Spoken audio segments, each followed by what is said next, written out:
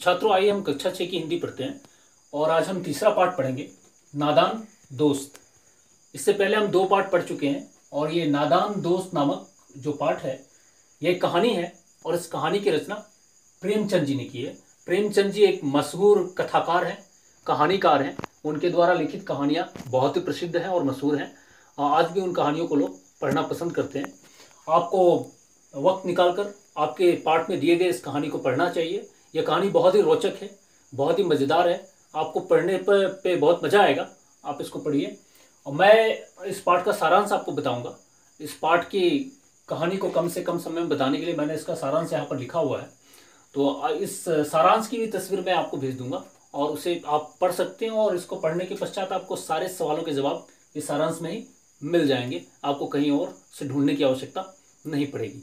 तो आइए देखते हैं इस कहानी में क्या बताया गया है। यह कहानी जो है नादान दोस्त कहानी का शीर्षक है। अर्थात दो बच्चे हैं, भाई और बहन है।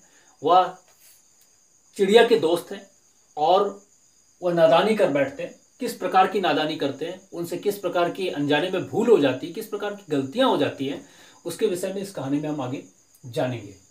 तो केशव और श्यामा ये दोनों भाई और बहन हैं और इन दोनों के घर के कार्निस पर चिड़िया ने अंडे दिए हुए हैं और उन चिड़िया के अंडों को देखने के लिए ये बच्चे बहुत ही उत्सुक हैं।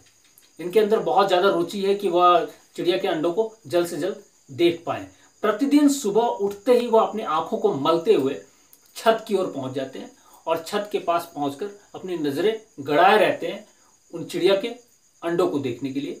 तो इतनी ऊंचाई पे से चिड़िया के अंडे तो नहीं दिखते हैं, घोंसले भी नहीं दिखते हैं, परंतु उनको प्रतिदिन वो चिड़िया दिख जाते हैं। एक चिड़ा और चिड़िया दोनों उड़ते हुए या कार्निस के ऊपर बैठे हुए नजर आ जाते हैं।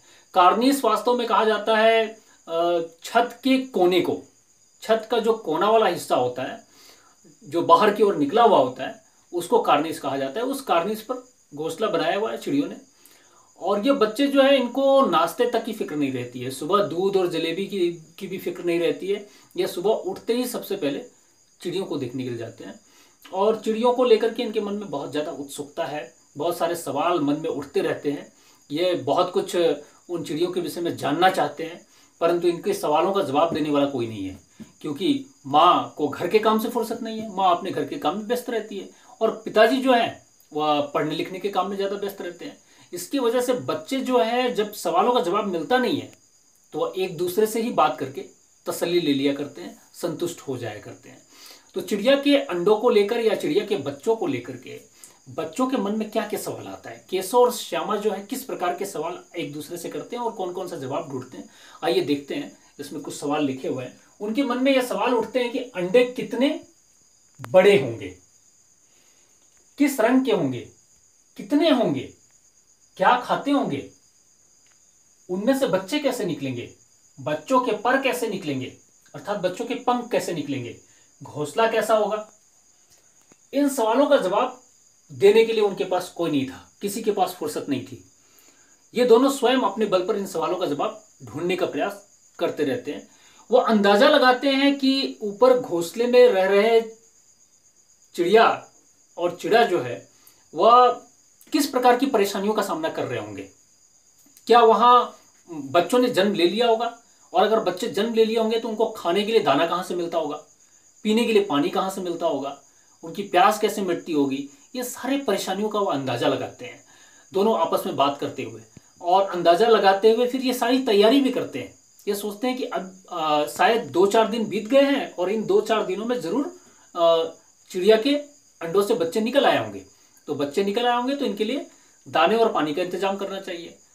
और छत के ऊपर धूप लगती होगी, बरसात में बारिश आता होगा, वर्षा के पानी से भी भीगते होंगे, तो उसके लिए छाया करना भी जरूरी है।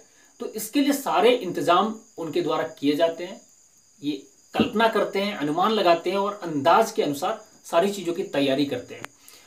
तैयारी करने के पश्चात एक दिन गर्मी का मौसम था, काफ़ी गर्मी है, तेज़ गर्मी है, लू चल रही होती है, गर्म हवाएं चल रही होती हैं। तो माँ जो है इनको ज़बरदस्ती कमरे में बंद करके सुला देती है। कहती है कि दोपहर का वक्त है, तुम लोग कहीं जाना मत, चुपचाप कमरे के अंदर सो जाओ।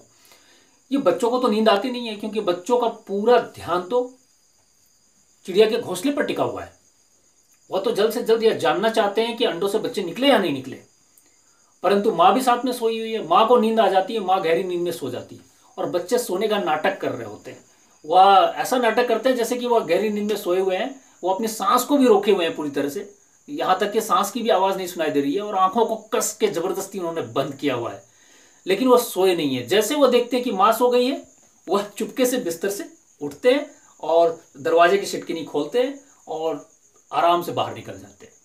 बाहर जाते हैं और जाने के पश्चात श्यामा और केशव दोनों एक दूसरे की सहायता करते हैं। केशव पहले वो छोटी सी नहाने वाली चौकी लेकर के आता है, चौकी के ऊपर एक स्टूल रखता है और उस स्टूल के ऊपर वह चढ़ जाता है। केशव स्टूल के ऊपर चढ़ा हुआ है, श्यामा ने स्टूल को पकड़ा हुआ है नीचे से ताकि केशव गिरे ना। और केशव अपने हाथ जैसे ही कार्निस के ऊपर रखता है वैसे वो दोनों चिड़िया उड़ जाते हैं और उसकी नजर पड़ती है कि वहां कुछ तिनके पड़े हुए हैं और तिनकों के ऊपर 3 अंडे रखे हुए हैं। उन 3 अंडों को वह ध्यानपूर्वक देखता है और इधर श्यामा जो है स्टूल को पकड़ी हुई है, लेकिन श्यामा का पूरा ध्यान कार्निस के ऊपर है। वह ऊपर देखती रहती है और पूछती है, भैया कितने अंडे हैं, क्या बच्चे निकल गए उसमें से, क्या उड़ गए क्या बच्चे, या ऊपर पड़े हुए हैं। इस तरह के सवाल वो करती रहती है। केशव उसको डांटता है, कहता है कि तेरा ध्यान पूरा ऊपर है और मैं लग रहा है कि गिर जाऊंगा, तू पकड़ स्टूल ठीक से पकड़, अगर मैं गिरा तो नीचे आके बहुत मारूंगा तुझे। वो उसको डांटता है, लेकिन ये बेचारी किसी तरह से पकड़ी हुई है और इसका ध्यान तो पूरा ऊपर है, ये देखना चाहती है। वो कहती है कि भैया एक बार मुझे भी दिखा दो, एक बार मैं देखना चाहूंगी कि अंडे कितने हैं और कैसे। वो कहता है कि चुपचाप पकड़े रहे स्टूल, ऊपर चढ़ेगी, अगर गिर जाएगी तो तेरे सर फट के 4 हो जाएंगे, वहीं पकड़े रहे, रुक मैं थोड़ी देर बाद उतर जाता हूं तो तुझको दिखाऊंगा। ऐसा कहकर के उसको डांट डपट के स्टूल पकड़वाए रखता है। और फिर वह कहता है कि देखो ये श्यामा, ये जो घोंसला बनाया है चिड़ियों ने, ये वास्तव में घोंसले जैसा है नहीं, 2-4 तिनके और तिनकों के ऊपर अंडे पड़े हुए हैं। मुझे लगता है अंडों को काफी दर्द हो रहा होगा, इनमें से बच्चे निकलेंगे तो बेचारे कहाँ रहेंगे, इसलिए तुम ऐसा करो कुछ पुराने चिथड़े लेके आओ कपड़ों के, उन कपड़ों के चिथड़ों से मैं इनका इंतजाम करता हूँ। श्यामा दौड़े भागे जाती है, पुराने कपड़े लेकर आती है, वह कपड़ों को मोड़ता है और मोड़ करके कार्निश के ऊपर रखकर एक एक अंडों को उठा उठाकर उस मुलायम गद्दीदार कपड़े के ऊपर रख देता है ध्यानपूर्वक। अब एक काम तो हो गया। फिर वह कहता है कि श्यामा वो कटोरी लेकर आओ, जो चावल वाली कटोरी है और पानी वाली कटोरी है जो हमने इंतजाम किया हुआ था। श्यामा दौड़े दौड़े लेकर आती है और चावल के दाने और पानी रख दिया जाता है। और फिर केशव जो है ऊपर से एक टोकरी रख देता है, एक टोकरी पेड़ की डाली से टिकाकर टेढ़े करके उसको रख देता है ताकि उसके ऊपर किसी भी प्रकार से रोशनी ना आए, तेज धूप ना आए, हल्की रोशनी जा सके, इसका वह इंतजाम कर देता है। और फिर वह धीरे से स्टूल से नीचे उतर आता है। जब वो नीचे उतर आता है तो श्यामा फिर जिद करती है, कहती है कि मुझे दिखा दो एक बार। वो कहता है नहीं, तू ऊपर चढ़ेगी तो गिर जाएगी, मैं तुझे नहीं दिखाऊंगा। तो वह कहती है कि रुको, मैं माँ को सारी बातें बता दूंगी अगर तुम मुझे नहीं दिखाओगे तो। वो उसको डांटती है, डराने की कोशिश करती है। वो कहता है कि माँ को बताएगी तो बहुत मार खाएगी, माँ को कुछ मत बताना। तब तक माँ दौड़े भागे आ जाती है। माँ कहती है कि अरे दरवाजा किसने खोला था, किसने दरवाजा खोला और कैसे बाहर आए तुम लोग, इतनी गर्मी है बाहर, जल्दी चलो यहाँ से, अभी जल्दी चलो और कमरे में सो। दोनों को फिर डांट डपट कर माँ जो है कमरे के अंदर बंद कर देती है। बच्चे सो जाते हैं, गहरी नींद आ जाती है और अच्छी नींद में सो जाते हैं। शाम को 4 बजे उनकी नींद खुलती है। जब नींद खुलती है तो श्यामा नींद खुलते ही अचानक दौड़े भागे कार्निश के पास पहुंचती है और ऊपर देखती है तो टोकरी का आता पता नहीं है, चिड़िया नजर नहीं आ रहे हैं। और जब नीचे देखती है तो नीचे उसको 3 अंडे टूटे हुए मिलते हैं, टूट कर गिरे हुए हैं, उनमें से सफेद सफेद चूने जैसी पानी निकले हुए हैं। तो दौड़े भागे आती है और आकर के केशव से कहती है कि देखो ना भैया, अंडे तो टूट कर नीचे गिरे हुए हैं, क्या चिड़िया उड़ गई, क्या चिड़िया के बच्चे उड़ गए क्या। केशव आकर देखता है तो देखकर वो बहुत दुखी हो जाता है, निराश हो जाता है। और श्यामा बार बार उसे सवाल कर रही होती है तो श्यामा को कहता है कि क्या तेरा दिमाग खराब हो गया, ये अंडे फट गए हैं, खराब हो गए हैं, इसमें से बच्चे कैसे निकलेंगे, बच्चे हुए नहीं, पैदा ही नहीं हुए, तो ये पूरी तरह से खराब हो चुके हैं। तो श्यामा बहुत दुखी हो जाती है सुनकर के। जब श्यामा को ये पता चलता है कि अंडे टूटकर नष्ट हो चुके हैं और उनमें से बच्चे निकले ही नहीं, तो वो बहुत दुखी हो जाती है, निराश हो जाती है। और तब तक माँ फिर आ जाती है और माँ कहती है कि तुम सभी वहां पे कर क्या रहे हो, तुम लोग फिर यहाँ पे क्या कर रहे हो तेज धूप में। तो श्यामा सारी बातें माँ को बता देती है और श्यामा कहती है, श्यामा के मन में अब अपने भाई के लिए बिल्कुल भी दया मोह माया नाम की कोई चीज नहीं है, क्योंकि वह पूर्ण रूप से निराश हो चुकी है, दुखी हो चुकी है। और वह साफ साफ बता देती है, अपने भैया की शिकायत करती है, कहती है कि भैया के वजह से ये अंडे टूट गए और अंडों से बच्चे नहीं निकल पाए, अंडे बर्बाद हो गए। भैया स्टूल लेकर ऊपर चढ़ा था और उसने अंडों को हाथ लगाया था, उसने अंडों को छुआ था, जिसकी वजह से अंडे खराब हो गए। माँ कहती है कि हाँ जरूर इसी की शरारत है, इसने वह शरारत की है, इतना बड़ा हो गया और ये नहीं जानता है कि चिड़िया के अंडों को छूने से अंडे खराब हो जाते हैं, नष्ट हो जाते हैं, बर्बाद हो जाते हैं और फिर चिड़िया उनके ऊपर बैठती नहीं है, उनको अस्वीकार कर देती है। यह जान करके केशव को बहुत दुख होता है, बहुत अफसोस होता है और वह मन ही मन बहुत निराश होता है, बहुत उदास होता है। वो बार बार सोचता है कि उसकी वजह से 3 जानें चली गई, उसने 3 अंडों का सत्यानाश कर दिया। माँ की ये बात उसके दिल को बहुत चुभती है और फिर केशव बताता है, अपनी माँ को सफाई देता है। वो कहता है कि मैंने तो सोचा कि इन अंडों को राहत मिलेगी, ये मुलायम गद्दीदार कपड़े पे रहेंगे तो इनको राहत मिलेगी, इनमें से बच्चे निकलेंगे तो उनको भी आराम मिलेगा, ये सोचकर मैंने उन अंडों को उस चितड़े के ऊपर रखा था। मैंने ये नहीं सोचा था कि मैं ये खराब हो जाएंगे। उसकी नादानी भरी इस बात को सुनकर माँ हंसने भी लगती है, लेकिन जब भी वह कार्निस की तरफ जाता तब तब उसे वो बातें याद आने लगती।